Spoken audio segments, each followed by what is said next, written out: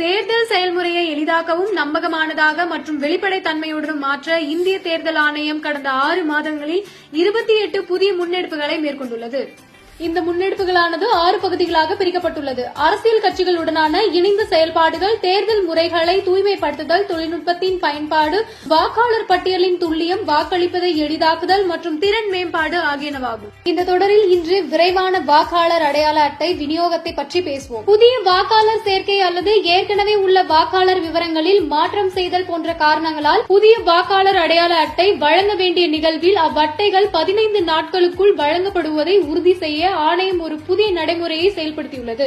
மேலும் வாக்காளர் அடையாள அட்டை வழங்கும் நடவடிக்கையில் ஒவ்வொரு கட்டத்திலும் வாக்காளர்களுக்கு SMS மூலம் தகவல் அனுப்பப்படும். இதன் மூலம் வாக்காளரின் வாக்காளர் அடையாள அட்டைகளை விரைவாகவும் வெளிப்படைத்தன்மையுடனும் பெறுவதற்கு முடியும். அடுத்த காணொலியில் இந்திய தேர்தல் ஆணையத்தால் மேற்கொள்ளப்பட்டுள்ள பிற முன்னெடுப்புகளை பற்றி காண்போம். இதுபோன்ற இந்திய தேர்தல் ஆணையம் தொடர்பான மேலும் புதிய தகவல்களுக்கு எங்களது அனைத்து சமூக ஊடக தளங்களை பின்தொடரவும் மற்றும் சப்ஸ்கிரைப் செய்யவும்.